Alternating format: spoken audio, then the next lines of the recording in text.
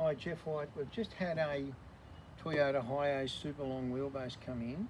You'll notice it's got a customised fuel tank, turbo diesel, automatic. It's got a bench seat, sealed cargo barrier, and the Juco in particular is in very good condition, that you can see. New screen, and the fit out is a side mount with your waste tank on the other side, so the sliding door you can get to the waste tank. And it's a Performer 405 automatic divert model with 3,500 hours on it, and that's a dual one machine. It's got automatic pump out, but it's got some good racking in it as well.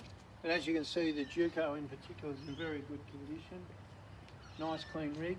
We haven't done anything to it yet, but we will.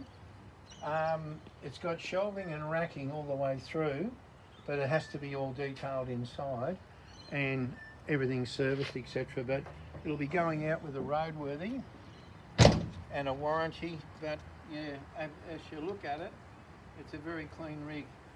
So a lot of things just to go over it again. Sealed cargo barrier, customised fuel tank, dual one machine, water cooled, but very good package. Perfect for anyone starting out. Thank you.